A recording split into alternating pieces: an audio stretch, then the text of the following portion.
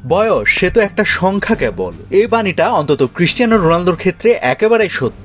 আজ জীবনের ৪১তম বসন্তে পা রাখলেন এই পর্তুগিজ মহাতারকা। অথচ এই বয়সে কজনই বা পেশাদার ফুটবলটা চালিয়ে যাওয়ার স্বপ্ন দেখার সাহস করে। তবে পর্তুগিজ মহাতারকা কিনা ৪০ পেরোনোর পর করে বসলেন ৩৮ গোল। ভাবা যায় না, আসলে রোনালদো আমাদের ভাবতে বাধ্য করে। তাকে বিশেষিত করতে বিশেষণ যে ফুরিয়ে যায়। তবে জীবনানন্দ দাশের মতো বলা যায়, এই পৃথিবী একবার পায় তারে, পায় না কো আর। কোথা থেকে করব শুরু আর কোথায় গিয়ে শেষ, ক্রিস্টিয়ানো রোনালদো এই নামটা যে এক রেশ। এই মহাতারকার জীবন যুদ্ধের গল্পটা শুরু যে মায়ের গর্ভ থেকে। ভাস্কো দা গামা, ইউসিভিও আর লুই ফিগোদের দেশে ১৯৮৫ সালে জন্ম নেওয়া রোনালদো মায়ের গর্ভে থাকতেই ডাক্তার পরামর্শ দিয়েছিল গর্ভপাত করতে। তা না হলে নাকি জন্ম নেওয়া শিশুটি দুরারোগ্য ব্যাধিতে ভুগবেন। তবে রোনালদোর মা তা হতে দেননি। তিনি বলেছেন, যে কোনো মূল্যে আমি আমার এই সন্তানকে পালবো। অন্যদিকে সারাটা জীবন চ্যালেঞ্জ জয় করা CR7 বুড়ো আঙ্গুল দেখালেন চিকিৎসকদের ভবিষ্যৎবাণীকে। তবে যে বয়সে ছোট্ট ছেলেরা লেখাপড়ায় ব্যস্ত থাকেন, মা বাবার কাছে করেন খেলনার আবদার, সে বয়স থেকে রোনালদোর একটাই ধ্যান, একটাই জ্ঞান, তা হচ্ছে ফুটবল। দারিদ্রতার সঙ্গে লড়াই করা বাবা জোসে দিনিস আলভেইরো ছেলের এই স্বপ্নের পথ একদমই কাটা হতে চাইলেন না, আর মা প্রতিদিন নিয়ে যেতেন অনুশীলনে। এরপরের গল্পটা তো সবারই জানা। স্পোর্টিং সিপিতে থাকাকালীন চোখে পড়লেন ফুটবল ইতিহাসের অন্যতম সেরা কোচ স্যার অ্যালেক্স ফার্গুসনের। ইউনাইটেডের ঘরের ছেলে ডেভিড বেকহামের ৭ নম্বর জার্সিটা রোনালদোকেই দিতে চাইলেন কোচ। তাতে ইংলিশ মিডিয়াতে গেল রব পড়ে যায়। তবে জহুরি চোখের স্যার ফার্গি কি আর হীরা চিনতে ভুল করেন? রোনালদো ইউনাইটেডকে ইউরোপের সেরা বানিয়ে অর্জন করলেন ক্যারিয়ারের প্রথম ব্যালন ডি'অর। প্রথম ধাপে ৬ বছর রেড ডেভিলদের হয়ে খেলেই নিজেকে নিয়ে গেলেন Man U legend sir Robert Charlton এবং জর্জ বেস্টদের কাতারে। এরপর নতুন চ্যালেঞ্জের সন্ধানে যোগ দিলেন পৃথিবীর সেরা ক্লাব রিয়াল মাদ্রিদে।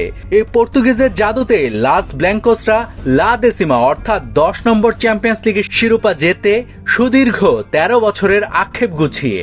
এরপর রোনালদো আরো ৩বার তাদেরকে বানালেন ইউরোপের সেরা। রিয়ালের হয়ে ১.০৩ গড়ে ৪৫০ গোল করে ইতিহাসের সর্বোচ্চ গোলদাতা বনে যান। এরপর তুরিনের ওল্ড লেডি ঘুরে আবারও স্বপ্নের গালিচা ওল্ড ট্র্যাফোর্ডে ফিরে আসেন। তবে দ্বিতীয় ধাপে ম্যানেজমেন্টের সঙ্গে বনিবনা না হয়, চোখের জলে ছাড়তে হয় তার পছন্দের লাল জার্সি।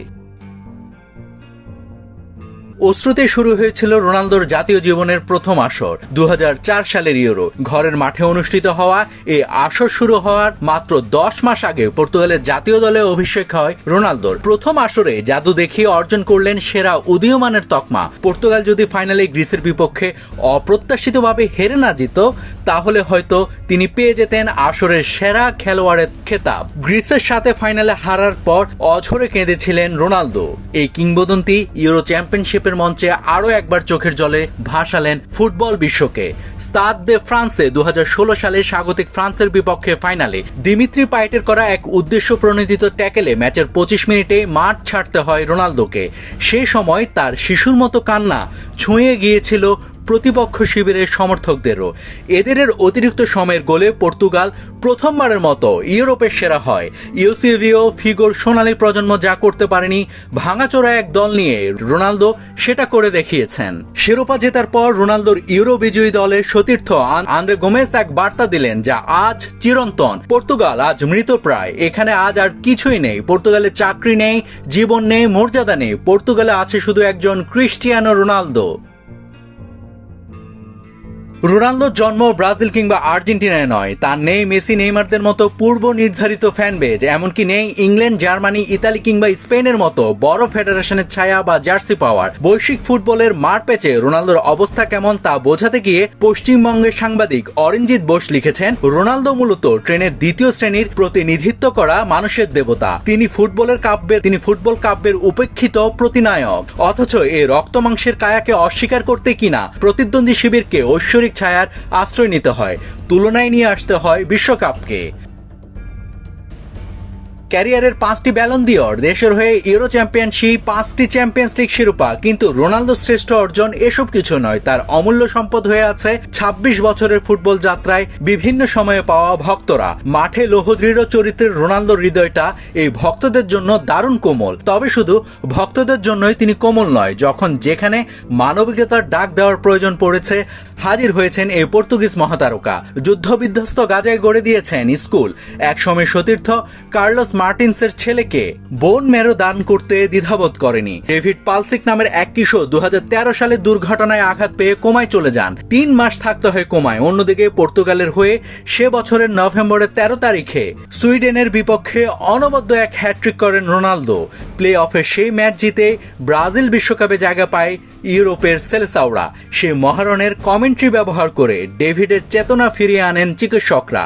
নশ্বর রোনালদোর আর কি বা পাওয়া আছে এই পৃথিবীর বুকে। তবুও ভক্তদের আবদার আছে তার কাছে। তারা চায় আরো 39 গোল করে প্রথম ফুটবলার হিসাবে পেশাদার ক্যারিয়ারে 1000 গোল স্পর্শ করুক রোনালদো। ভক্তরা প্রিয় তারকার হাতে অধরা বিশ্বকাপের সোনালী শিরোপাটাও দেখতে চায়। 2026 বিশ্বকাপে সেই সুযোগটা আরেকবার পাচ্ছেন রোনালদো। 2026 সালে জার্মানিতে প্রথম বিশ্বকাপ খেলতে নেমেছিলেন। ঠিক 20 বছর পর যুক্তরাষ্ট্রে ক্যারিয়ারের 6ষ্ঠ বিশ্বকাপ খেলবেন তিনি। কিন্তু পারফর্ম কি করতে পারবেন? অন্তর্যামী হয়ে সে প্রশ্নের উত্তর দেওয়ার কোনো সুযোগ নেই। তবে জার্মানিতে প্রথম বিশ্বকাপ খেলার পর 20 বছর পরে রোনালদো আবারও বৈশ্বিকে আসরে খেলার সুযোগ পেলে নিশ্চয়ই মনে মনে আওড়াবেন, জীবন গিয়েছে চলে আমাদের 20 বছরের পার, তখন আবার যদি দেখা হয় তোমার আমার। নাভিদ হাসান, সোনালী নিউজ।